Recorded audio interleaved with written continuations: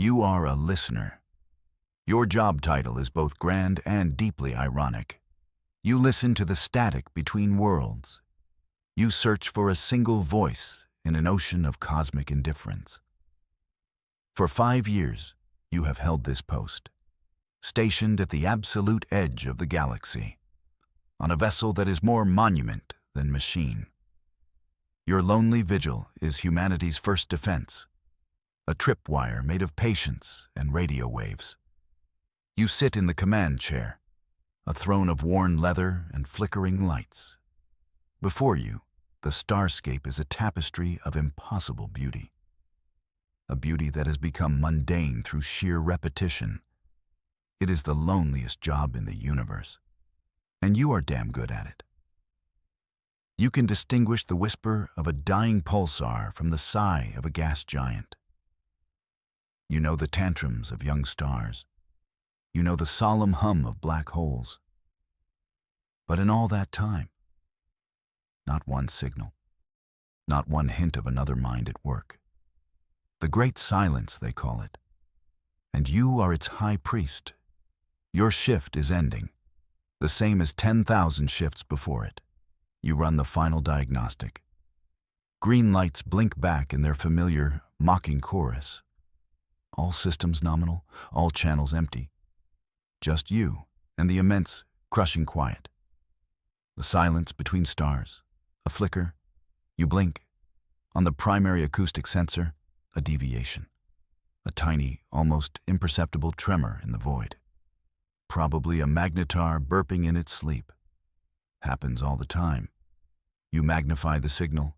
Your heart does a funny little tap dance in your chest. This is not a magnetar. It is a whisper.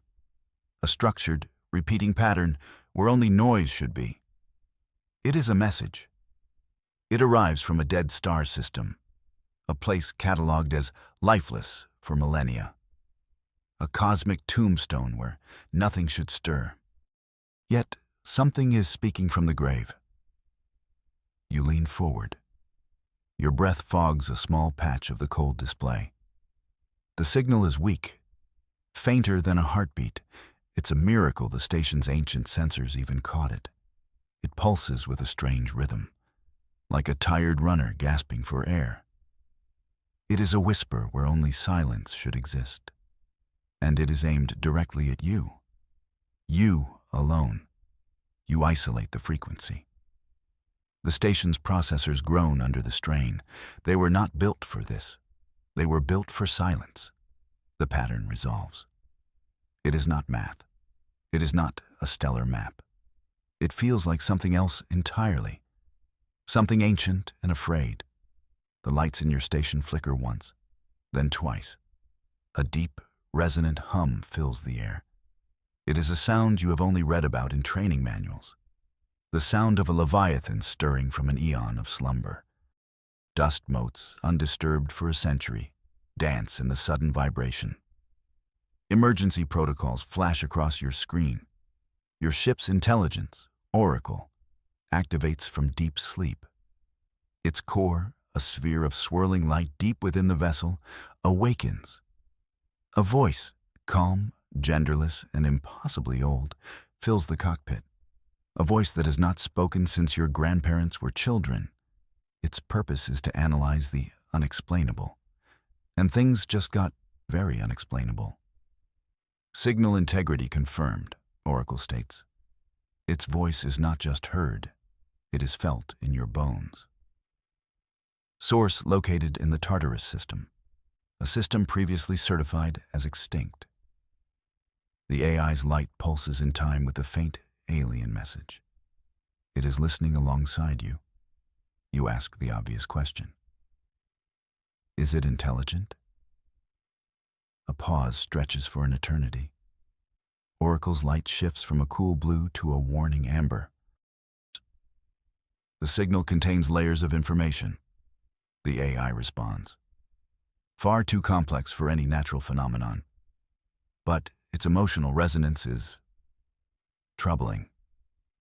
Oracle spends hours dissecting the message.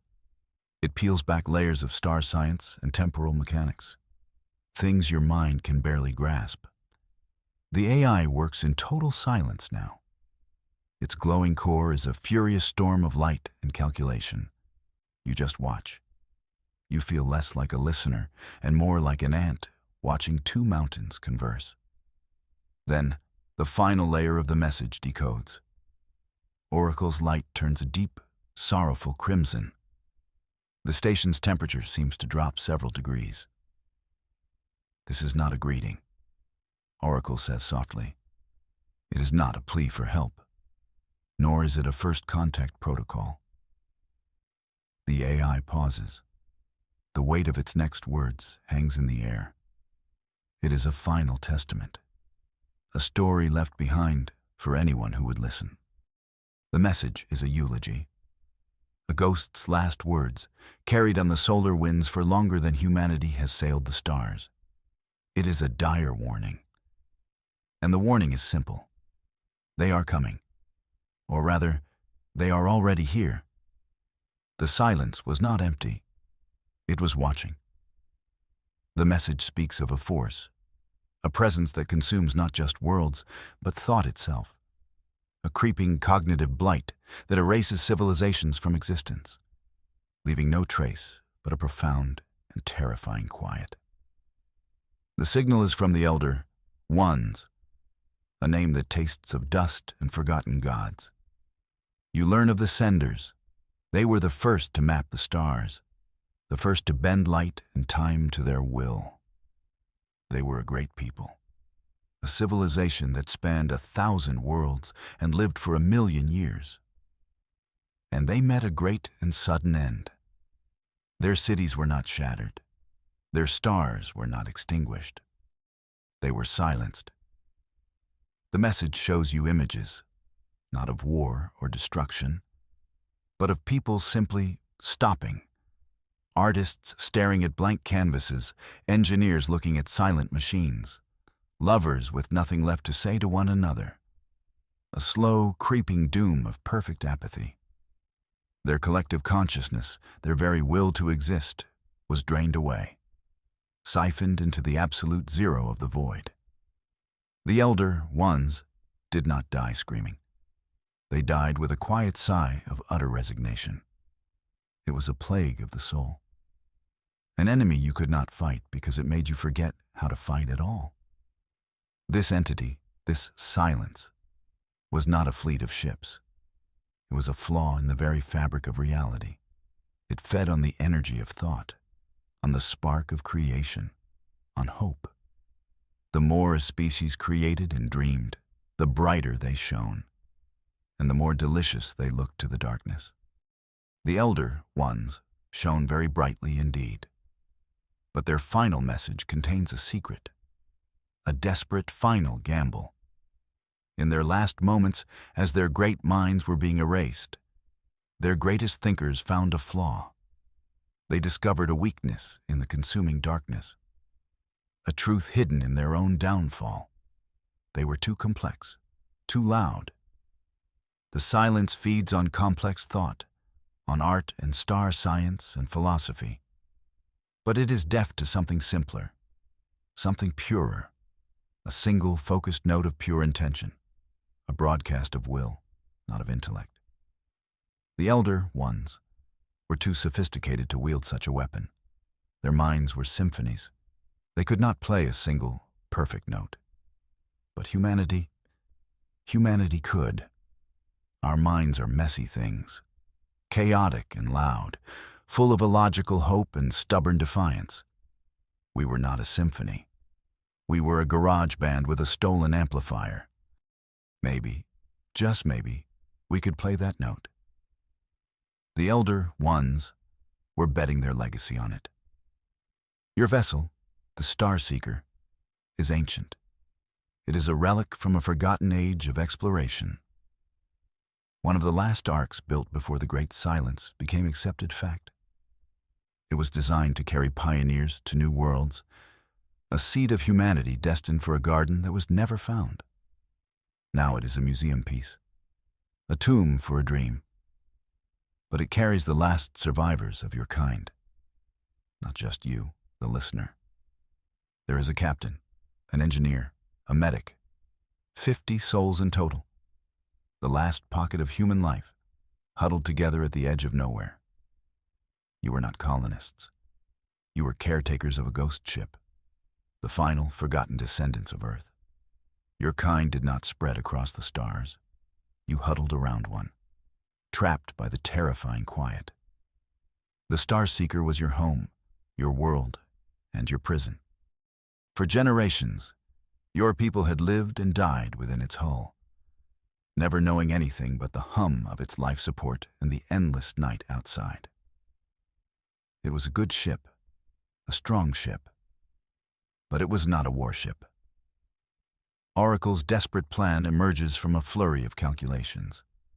The AI's voice is steady, but its light betrays a frantic energy. The odds of success are approximately 1 in a million.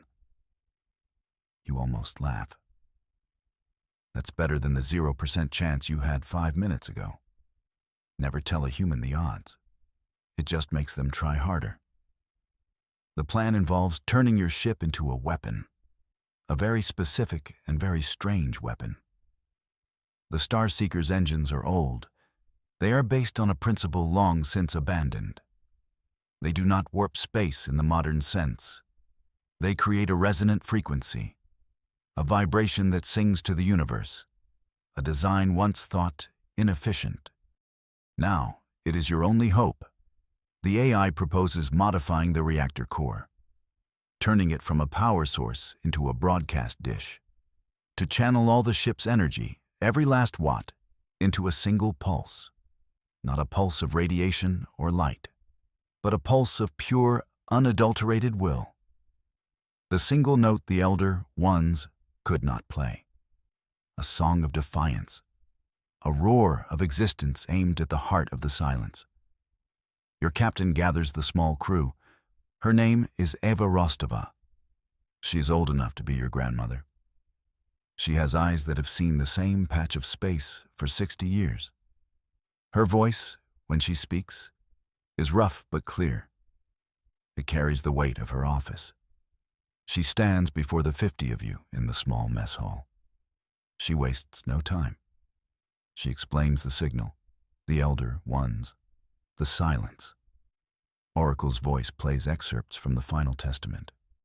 The mess hall is filled with the ghostly whispers of a dead civilization. Fear is a cold hand on your shoulder. You look at the faces around you. You see shock, disbelief, and then a slow, burning anger. The captain lays out the choice. It is simple and stark. We can stay here, she says, her voice unwavering. We can wait for the silence to find us, to drain us as it drained them. We can die quietly. She lets that sink in. Or, she continues, her eyes meeting yours, we can take this one in a million shot. We can take our home, our world, and turn it into a thunderclap. We can remind the universe that we were here. She must choose between a slow death and a final stand. There is no debate. There is no vote. A quiet consensus fills the room, a shared glance, a firm nod. These people have lived their entire lives in a metal box, staring out at an enemy they could not see. They have been waiting for a fight without even knowing it. An engineer, a young woman named Gia, grins. 1 in a million, she says. Sounds like Tuesday. The tension breaks. A quiet laugh ripples through the crew. The decision is made. You set a course for the signal's origin. The Tartarus system, the heart of the enemy's territory. The old engines of the Starseeker hum a new song, a song of purpose. The ship, once a prison, feels like a warhorse answering the call to battle. It sails into the heart of the silent enemy. The journey is not long in distance, but it is an eternity in experience. The space outside changes. The familiar distant stars begin to disappear. Not because you're moving away from them, but because they are being blotted out. The blackness between them is no longer empty. It is thick, viscous. It feels like you are sailing through ink. And then, the whispers start. The void's cruel touch presses in on your mind. It is not a voice. It is the absence of your own thoughts. A sudden, chilling blankness where a memory should be. You forget your mother's face for a moment. You cannot recall the taste of real food. The whispers are tailored to each of you. It shows the captain visions of her ship failing, of her crew blaming her. It whispers to the engineer that her calculations are wrong, that she will doom you all. It whispers to you, the listener. It tells you that you misunderstood the signal, that you have led your people into a trap. It shows you visions of loss, of Earth, a world you have only seen in pictures. Now you see it burning. You fight back. You focus on the mission, on the faces of your crewmates. You tell jokes, bad ones. Anything to fill the mental space. Anything to keep the silence out. You play music over the ship's comms, old songs from a world none of you have ever seen. Defiant, stupidly optimistic songs that have no place in this crushing darkness. They are your armor. You and the engineering team race against time. The mess hall becomes a workshop. Schematics cover the tables. Gia and her team work without sleep. Their faces are smudged with grease and lit by the glow of welding torches. You are not an engineer, but you are a listener. You know patterns. You help them tune the energy conduits, aligning them to the frequency Oracle described. The work is dangerous. The ship's reactor was never meant to be modified like this. It groans in protest. Power surges flicker through the lights. At one point, a conduit overloads. It sends a shower of sparks across the room. A young technician is thrown back. The medic rushes to his side. He is okay. Just shaken. The silence whispered to him. It told him to turn a dial just a little too far. You are forging the hope engine. That is what Gia calls it. A piece of gallows humor that sticks. You must modify the reactor to broadcast a new energy. A focused beam of human stubbornness. You work until your hands are raw and your eyes burn. You are not just fighting for your own lives. You are fighting for the memory of the Elder Ones. You are fighting for every civilization the silence has consumed. Finally, it is done. The hope engine is complete. The reactor core now glows with a new, steady white light. It is beautiful, and it is terrifying. It is a bomb made of feelings. Gia pats the casing. She's ready, she says, her voice thick with exhaustion and pride. Now we just need to get to the concert hall. The Star Seeker arrives at the source. The Tartarus system. There is nothing here. No star. No planets. Just a perfect sphere of absolute blackness. A hole in the universe. It is the nest. The core of the silence. The ship's sensors go haywire. The view screen shows only static. The silence outside is no longer passive. It is hungry. The captain gives the order. Her voice is a clear bell in the oppressive quiet. All hands, brace for energy pulse. Oracle, root all power. Everything. The ship's lights dim. Life support switches to emergency reserves. The hum of the engines fades. For a moment, the Star Seeker is as silent as the void around it. Then, you channel everything. All power is diverted to the hope engine. The white light in the core intensifies. It becomes a star in its own right. You feel the energy building. The deck plates vibrate beneath your feet. It is not a sound. It is a pressure. A feeling of immense potential, coiled and ready to strike. You stand with your crew. Shoulder to shoulder. You are the final note. You close your eyes. You think of everything it means to be human. The illogical hope, the pointless kindness, the defiant laughter in the face of oblivion. You pour all of it into the ship. You're not just a crew, you are a conduit, a focused point of emotional energy. The captain looks at you and nods. It is time. The silence does not just fade, it shatters. The hope engine fires. There is no sound, no flash of light. Just a release. A wave of pure, concentrated being erupts from the Starseeker. It is the conceptual opposite of the void. It is the universe's most defiant shout. You feel it leave the ship. A part of you goes with it. For a heartbeat, nothing happens. The crushing pressure remains. Did it fail? Was it all for nothing? Then, a tremor. The sphere of blackness ahead of you wavers. It ripples like disturbed water. The void itself screams in its defeat. A silent, psychic shriek of agony echoes in your mind. It is a sound of pure negation, the sound of a predator that has just been stabbed by its prey. Cracks of light appear in the darkness, not the light of stars, but the light of thought, of memory. You see flashes of the Elder Ones, their beautiful, intricate cities, their strange, graceful forms.